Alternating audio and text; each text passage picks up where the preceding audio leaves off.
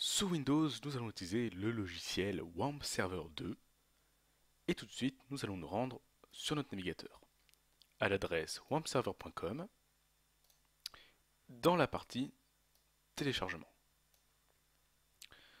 Donc, soit on télécharge la version 32 bits du programme, soit la version 64 bits du programme.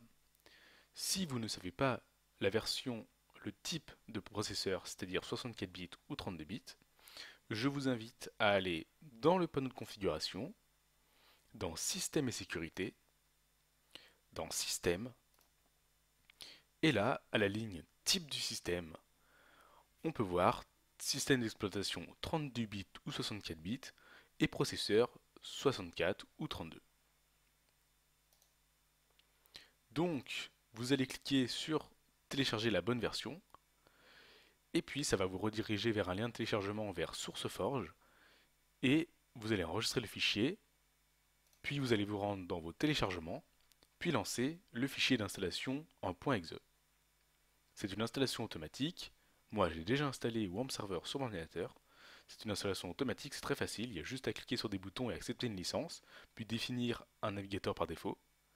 Puis ensuite, une fois que c'est fini, vous pouvez directement vous rendre dans OS Disk et dans WAMP, ou le nom de votre disque dur.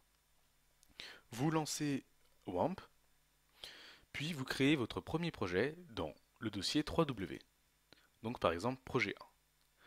Pour se rendre sur votre espace de travail dans votre navigateur, il suffit de taper localhost.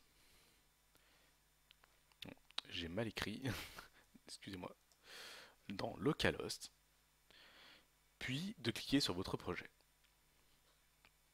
Bien sûr, je ne l'ai pas expliqué sous Linux, mais évidemment, on tape localhost dans la barre d'adresse. Donc je crois que j'ai à peu près tout résumé pour l'installation et la configuration de